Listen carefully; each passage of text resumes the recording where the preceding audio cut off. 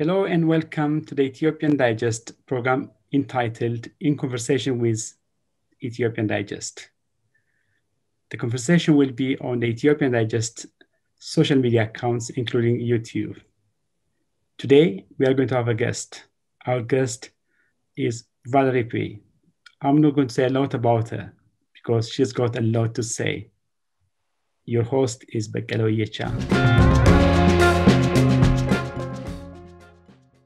Val, tell us a bit about yourself. Who's Val?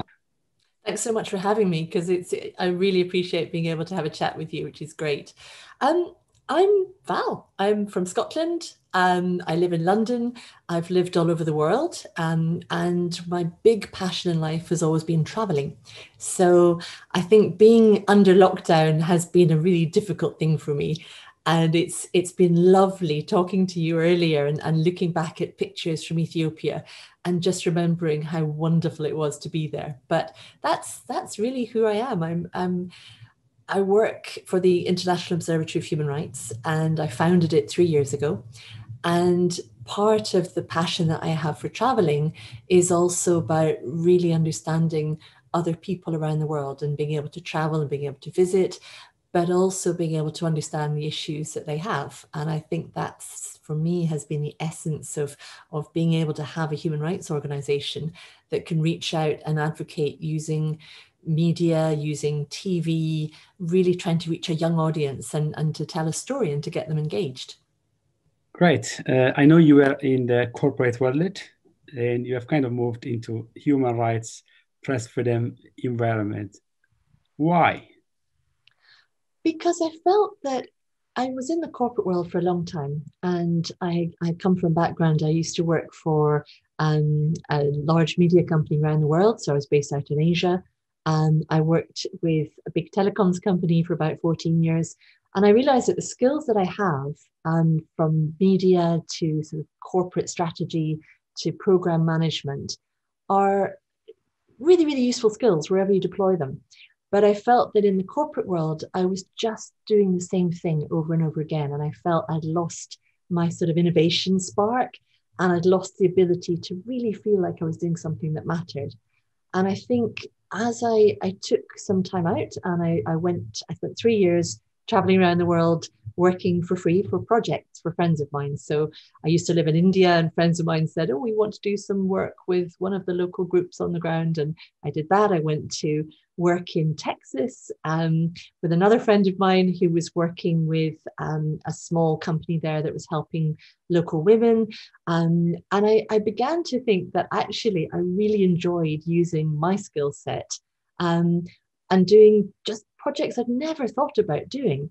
And therefore, the more I thought about it, the more I thought I'd really like to make this into a proper job. And I was very, very lucky, and I found some funders who have been with me all the way through. And the first thing that we started to do was around refugees and press freedom. So the refugee piece was absolutely seeing one of my donors is Canadian. And when he began to tell me about what Canada had done and how Canada had really embraced community sponsorship, I thought that was amazing. And I felt that we had the opportunity to sort of do that big share learning piece. And that's what's been such a pleasure working with you, because, you know, you've done this for years and you really understand how to make a difference to not only to the refugees, but also to change a community. And I think that's so important to remember, that to have a symbiotic relationship for an NGO, to be able to help people in your local community, but also refugees and migrants that have suffered beyond measure, and to be able to bring that together. But then for me, with my background in press freedom, with the background in media, being able to see really what's happening in our world. So media has developed to incredible degrees, and yet the people that support media, that make media free, that make our societies matter, need support as well. So it was great to have an opportunity to work particularly in those two areas to start off with. Thank you so much. It's really interesting. And I know you are passionate about press freedom, and I know you closely follow the situation around the world, what's happening around press freedom. And I also know, you're passionate about press freedom in Ethiopia. So why press freedom? Why, that much interest in press freedom? Because I think I would say something slightly different. I would say media freedom, because I think press freedom is part of media freedom. And I think without media freedom, it really is impossible to have a democracy and to be able to create the structure for a democracy to flourish. But the reason that I'm making the difference between media freedom and press freedom is I think for press, for journalists, there's a much heavier consequence. For a journalist, you have to be able to tell the truth, to find the truth, to verify the truth. And it's to be a proper journalist, it's also to keep that absolute neutrality, to be able to tell the story or the issue.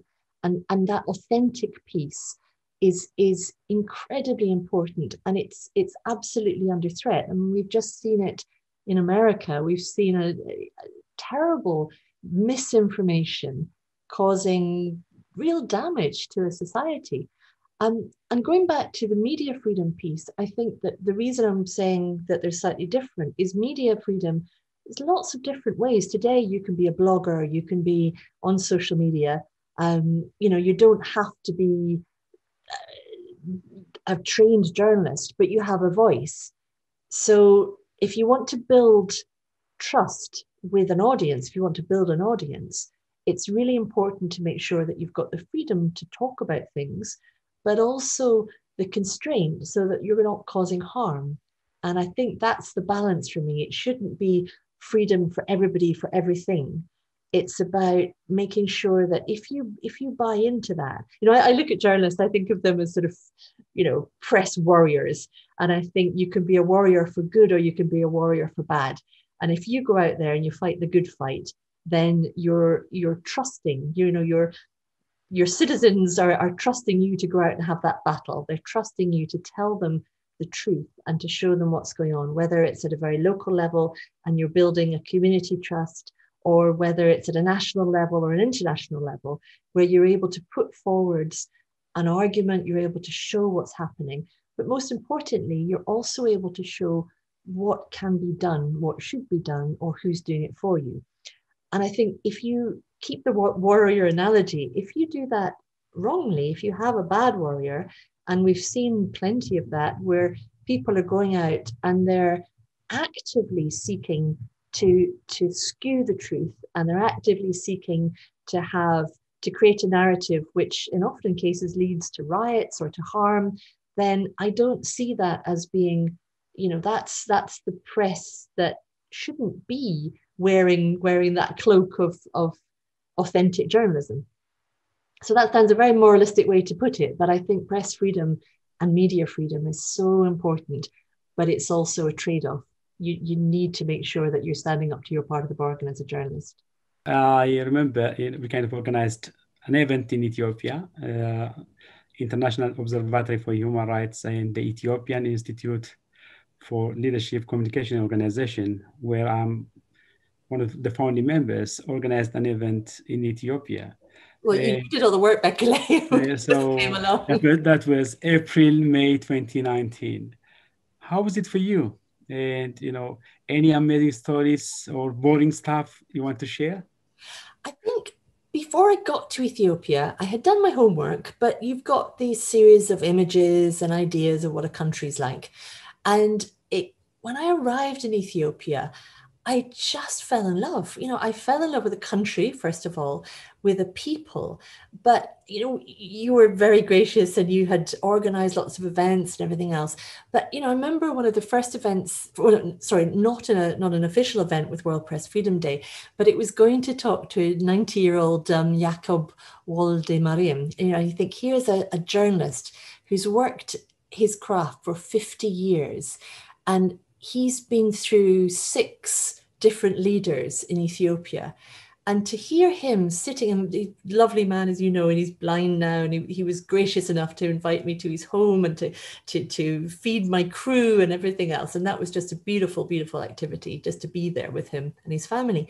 But I remember him saying, for him, the world has changed, and to be able to live in a free society and to be a journalist where not only was he able to tell the story and to put the arguments, but the government was able to do it too. And the government was able to speak out, and the country was able to speak up. And I thought that was an amazing thing for someone with that knowledge of a country. That really stuck with me. And I think after that, when we met, we were so lucky going to Addis University and to meet the new media students.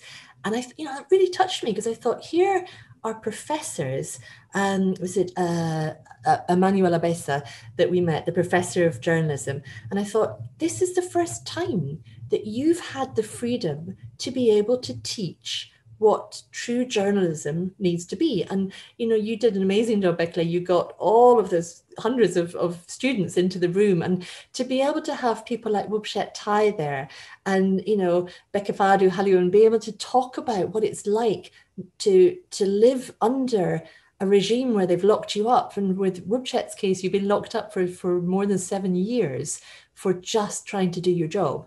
And to watch those kids sitting around the room, and I'm looking at them thinking, you're the next generation of Ethiopia. If you get this right, if these amazing professors get this right, they'll teach you how to be proper journalists. And your government and your society is giving you that space that's never been there before. And for me, World Press Freedom Day apart, it was incredible seeing you've got Audrey Wazulay there, you've got all the UN guys there, you've got Jeremy Hunt as our foreign minister there. That was incredible to see all of these people together. But it was the Addis piece for me, just seeing those new students and thinking that we have a responsibility to make sure that they do survive, that they've got support. And particularly looking around that room and seeing how many girls there were. And there were girls and boys, and the girls weren't sitting quietly. You remember some of the youngsters, and they were sort of sitting up, and they want to ask questions. And I thought, this is fantastic. This is what you truly hope to see as a mark of a democracy, when young girls are absolutely empowered to sit in a room of all of their peers and strange people with cameras pointing at them, and getting to talk to some heroes. And I love the fact we could take Martin Shebe. He was the Swedish journalist who'd been imprisoned in Ethiopia as well. And for him, he wasn't able to come with us, but making the video, and he wanted to talk to those kids, and he wanted to share the experiences that he had of being a field journalist, and what it'd been like in Ethiopia with working, in a really different environment. So that was so exciting. But I have to say, the highlight, other than those, my highlight was being with you and getting to meet Dr. Abiy and seeing his face when he met Wubshet. And, seeing Wubshet's a very elegant, quiet man. And, he's standing there in this crazy room, and everybody, you've got the World Press Freedom Day awards had just been given to the brother of the journalists, the Reuters journalists in Myanmar, that had just been released at that moment. And you've got, cameras everywhere. And then just to see Wubshet completely serene, and Dr. Abiy just glowing, and you sort of think, that is amazing. That was my highlight. Yeah, it was fantastic. Yes, I kind of loved every moment where we saw in Ethiopia. The moment at Addis Ababa University was very emotional for me. I spent my university days at that campus, and you remember when I was sharing stories, I was just very emotional, and I loved that moment. But I was also actually filled with hope, because there were lots of youngsters, women, girls ready to take the button, and that's what's important for me. How can we invest more on our youngsters so that they take charge as we go along? And that's where I'm really keen still. So ever since we went to Ethiopia, we have been actually having discussions that I'll come back to that level. But you didn't actually finish. You also traveled around Ethiopia. But I remember. I mean, if you think about the panel that you put together, that we actually were able to present within the wonderful auspices of World Press Freedom Day, where you've got the world's media there. And I think about our panel, and we were talking about press freedom and the role of women. And you think you had journalists like Ruth Nesba there from the BBC, and just, she's fantastic. You're sort of thinking, here is an African woman who is working for the BBC, who is at the top of her field. And she's right there, and she's talking about how to get over discrimination. She's talking about how to get out of the office and be a field reporter, you know, and you sort of think, this is the new Ethiopia. And you need women like that can be such role models for these kids. You sort of think, look, this can be done. You know, you can create a voice that can be listened to, that can make changes, but it has to have space to grow. And the deal that has to be made is that those kids that we saw in the room have to learn to be good journalists. You know, they need to be journalist warriors. So they need to learn where to find the information, how to verify it, how to make sure it's true, how to absolutely stamp out false and dangerous misinformation. And those are skills that take years and years to learn. And yet in Ethiopia, all of a sudden, it's been less than a year and a half. And I think, you know, I just fell in love with it. For me, Ethiopia has so much promise, and not just for media freedom, but the ideas that will come from having a free media. The ideas, when I came back and I was chatting to one of my sister's friends she works for one of the water companies here. And they had sent a group of their guys to Ethiopia to talk about sewage systems and the development of sewage systems. And it was fascinating because she said her team were so excited to be able to go somewhere where they could actually take their knowledge, take their old equipment and go, absolutely, this fits. We can work with these engineers. We can teach them how to do something different. And you sort of think that for me was the whole essence of Ethiopia, not about sewage, but the idea you can be in a country and it's that freshness to innovate that can actually change thousands upon thousands of people's lives for the better. But no, I fell in love with Ethiopia. I mean, you were very, very gracious, and I shouldn't be telling you this, but Bekele took me out on my birthday, and I was serenaded on my birthday. I'll let you tell your viewers who by, which was amazing. But it's the music and the jazz and the colors and the paintings and the art. And so I couldn't go home when I finished World Press Freedom Day. I had to go and explore as much as I could. So I went to some of the tourist places, which were amazing. So I went up to Lalabelia, and I went to Diodaro, and I sort of traveled around. But my team went up to Tigray, and they were filming up there with beekeepers and Oxfam. And some of the footage coming back from there was incredible, because you thought you've got young families women who are being taught to be beekeepers so that they can create micro businesses and, you know, things like that. And I thought this country is just electric. It's really beginning afresh. And I think I would sort of encourage everybody to go, but to go and learn how you bring something to it. So, you know, I've been having a think about those students that we saw and thinking, how can we start scholarships for them? You know, how can we start a mentor an hour scheme? You know, how do you sort of say, we have access to lots and lots of media professionals around the world. So how do you get them to give 1 hour of their time just to give a virtual lesson that can be delivered, you know, and how do you get that subtitle, for example? How do you create a scholarship so that you've got guaranteed 10 women from different parts of Ethiopia who'll have the chance to study in Addis, for example? I mean, there's lots of stuff. It's not just going, oh, it's a big problem, we can't do that. I think everybody can make a difference and can give their experience or their cash or just that enthusiasm to make a country succeed. I can see, you know, we had an amazing time in Ethiopia. I can't wait to go back, Bekele. Come on. I know. Trusha has been saying the same thing as well, and all the others have been saying the same thing as well. So we are going to find something to do and then really go back to Ethiopia.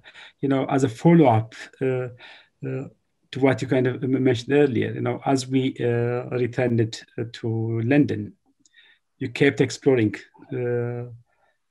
Ethiopia, and you wanted to have some a decent, good time. And you were sending me some good photos as well. But all in all, what was the climax of your time in Ethiopia? I think it was just really getting to know the people. And, it's a beautiful country. And it's an amazing culture. You can feel the history all around you. And with my traveling hat on, that's my heartland. It'd be wonderful just to go there as a visitor and to see it. It's amazing, and great fabrics and colors and shapes and sounds and food, injera. Oh my goodness! But it was the people. I came away feeling very humbled because I thought everybody I've met has made me feel happier, has made me feel that I want to give back more. I want to involve. And I didn't feel in any way, people in Ethiopia didn't feel run down. They didn't feel victims. It wasn't that atmosphere in any way. It was absolutely exuberant. And I think that's what I came back to London feeling. It's that fantastic, heartfelt feeling. The hospitality we had from everybody was amazing. But even just talking to people sitting on the streets. I went up to the little lace market in Addis, and I was just sitting having a cup of coffee with one of the ladies that was selling beautiful fabrics and lace, and just talking. And we're just talking about sewing. And I just thought, these conversations, these people are incredible, and their passion for life is incredible. And we were talking earlier where you see in the news and all these terrible things being reported, you think, well, hang on a sec. If somebody, as you were saying, if somebody popped up as Manchester, the mayor of Manchester here in the UK was saying, I don't want to do lockdown. And we're going, well, you have to do lockdown because it's for everybody's good.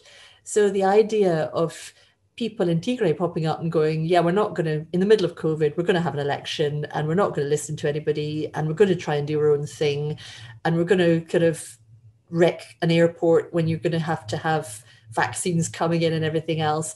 And yet the way that that's being reported, I don't want to see Ethiopia fail. I want Western media to be representing that exactly as the way they would represent it in the UK. So if we were reporting on, I'm being hard on Manchester here, but if we were reporting Manchester like that, it would be shocking. You'd be going, this is ridiculous. What the hell are they doing?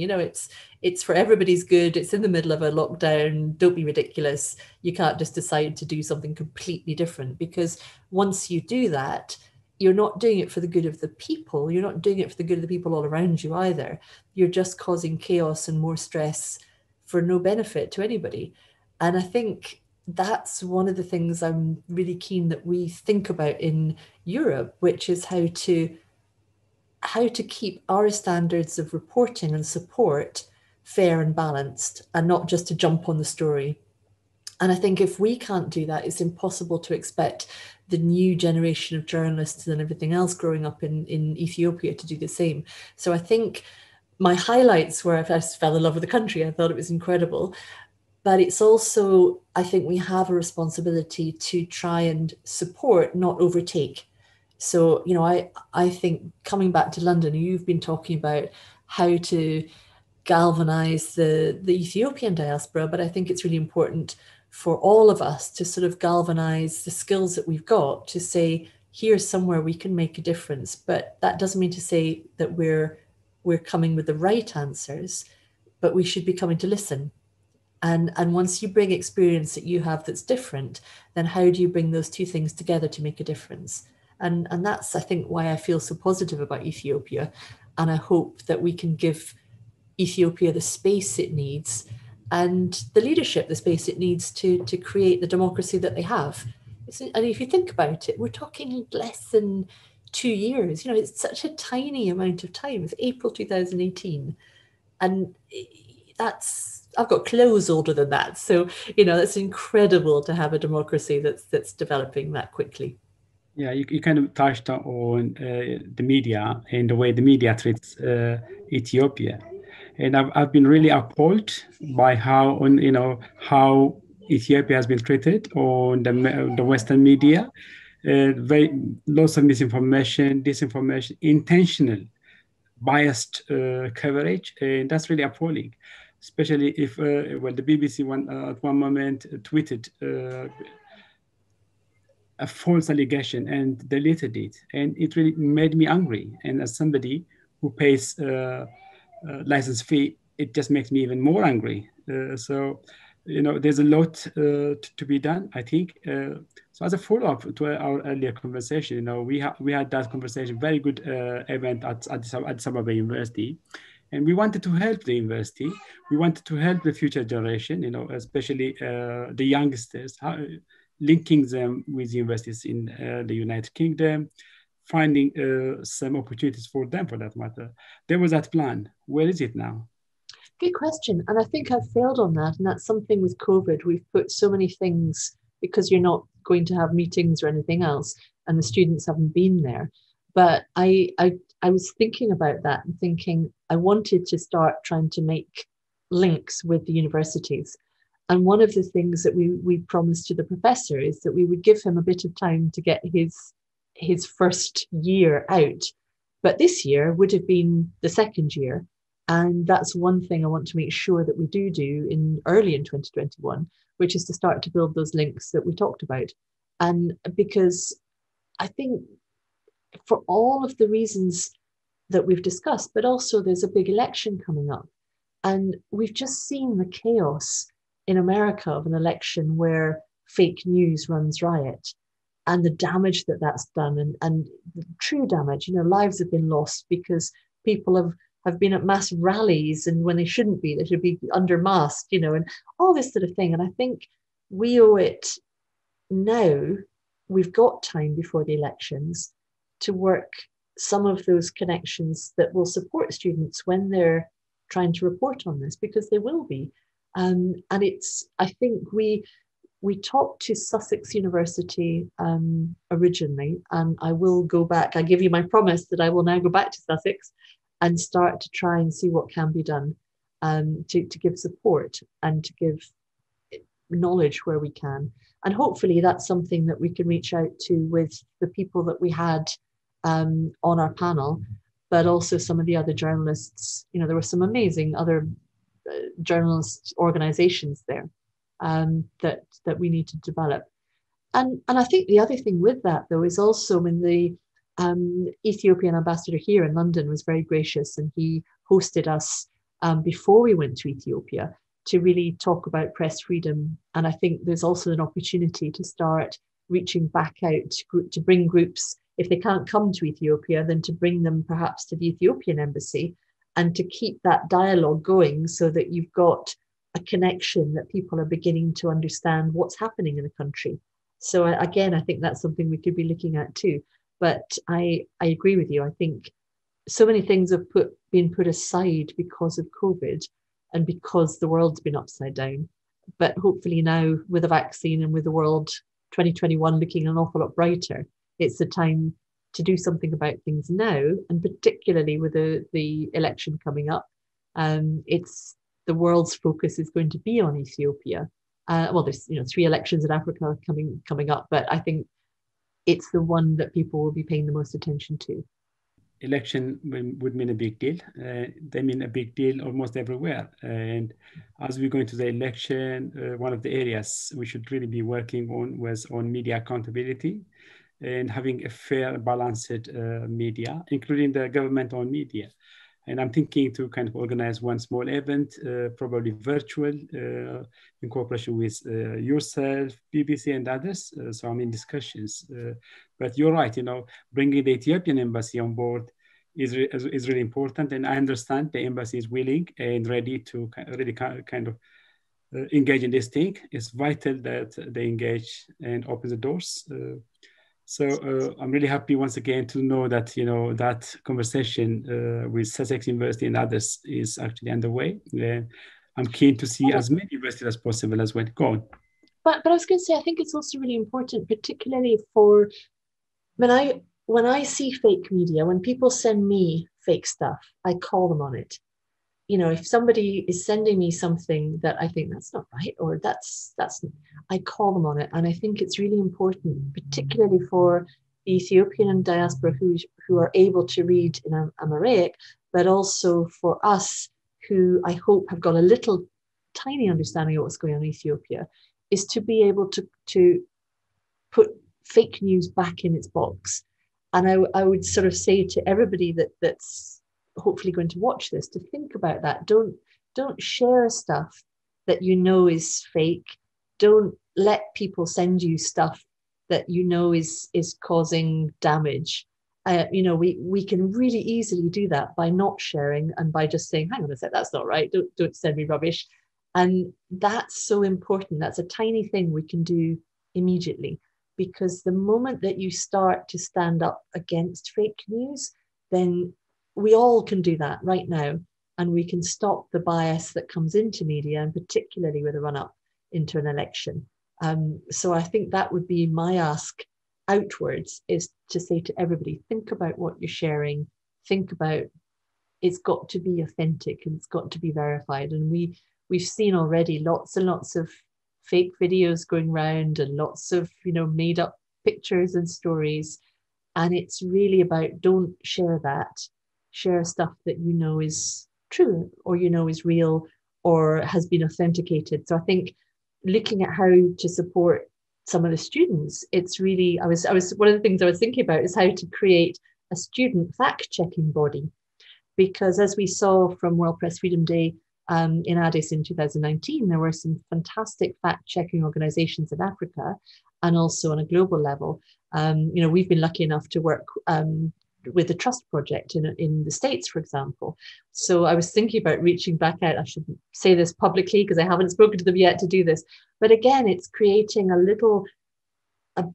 bureau of fact-checking for students so that they can learn that skill as well, because it's going to be really important moving forwards.